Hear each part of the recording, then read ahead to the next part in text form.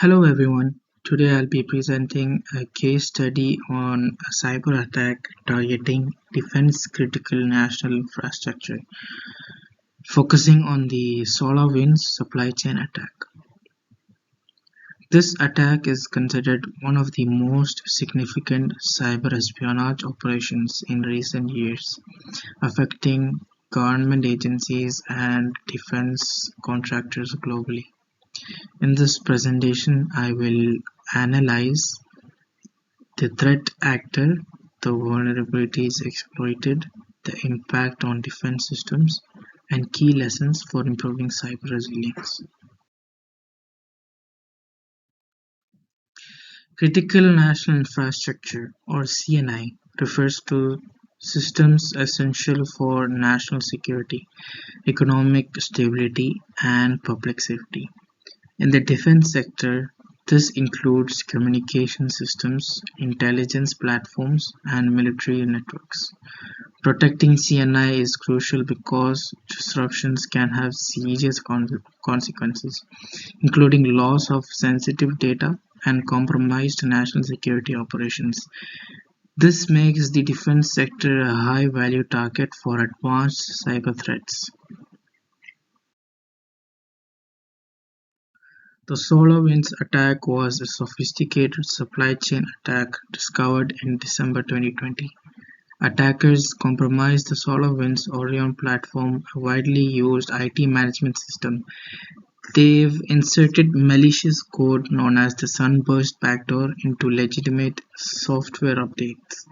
These updates were digitally signed and distributed to approximately 18,000 organizations. This allowed attackers to gain persistent and covert access to networks, including those used by defense contractors. The attack remained undetected for months, highlighting serious weaknesses in trust-based security systems. The attack has been attributed to APT-29, a state-sponsored threat group linked to Russian intelligence. Their primary objective was cyber espionage rather than disruption.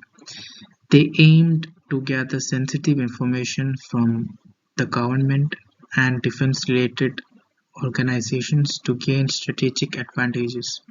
This demonstrates how cyberattacks on critical infrastructure are often driven by geopolitical motivations rather than financial gain.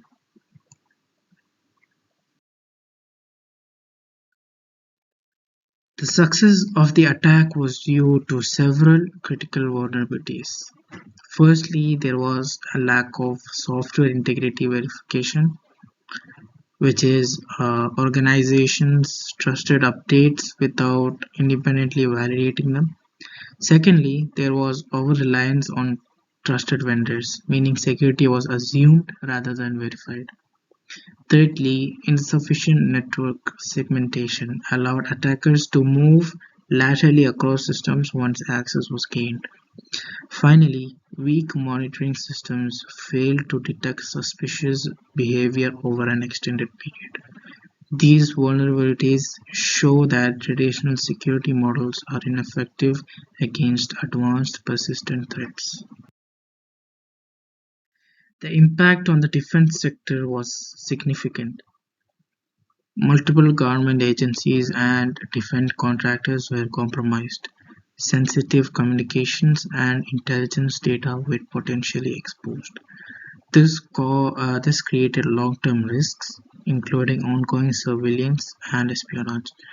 More importantly, it undermined trust in software supply chains, which are critical to defense operations.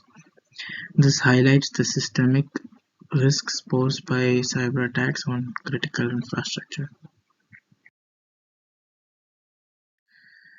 This attack also demonstrated the interconnectivity between critical sectors. The defense sector relies heavily on external technology vendors such as SolarWinds. A compromise in one sector, such as technology, can therefore directly impact defense and government systems. Additionally, dependencies on communication and energy infrastructure further increase the risk of cascading failures. This interconnected nature makes CNI more vulnerable to large-scale cyberattacks. One key lesson is that trust in supply chains must be minimalized. Organizations should adopt a zero trust approach where all systems and updates are verified. Continuous monitoring is also essential to detect threats early. Another important lesson is the need for strong incident response planning to reduce damage during attacks. Finally, collaboration between public and private sectors is crucial for sharing threat intelligence.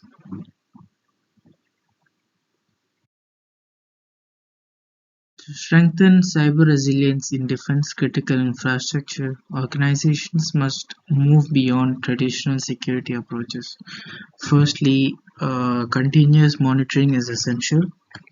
Real-time detection systems allow organizations to identify abnormal behavior early and respond before significant damage occurs.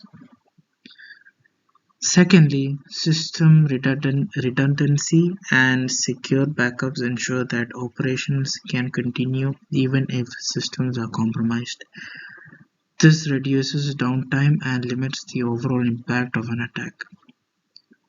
Regular risk assessments are also critical. These help identify vulnerabilities in systems and ensure that security measures are updated to address evolving threats. In addition, information sharing between defense, government, and private sectors improves overall situational awareness and enables faster response to emerging threats. Finally, well-developed and regularly tested incident response plans ensure that organizations can react quickly and effectively during a cyber attack. Together, these strategies help build a more resilient defense infrastructure capable of withstanding advanced cyber threats. To improve cyber resilience in defense infrastructure, several measures should be implemented. Firstly, zero trust architecture should be adopted to eliminate implicit trust in users and systems. Secondly, organizations should implement strict software verification processes to ensure update integrity. Thirdly, network segmentation should be strengthened to limit lateral movement. Additionally, advanced threat detection systems should be deployed to identify anomalies in real time. Finally, stronger collaborations between governments and private organizations is necessary to improve overall security posture. Without these measures, attacks like SolarWinds incident can persist undetected, causing long-term damage to national security. Building resilient defenses is essential for protecting defense-critical national infrastructure against advanced cyber threats. The SolarWinds attack demonstrated that traditional perimeter-based security is no longer sufficient, especially when attackers exploit trusted supply chains. To address this, organizations must adopt a proactive approach including zero trust architecture, continuous monitoring, and strong supply chain security.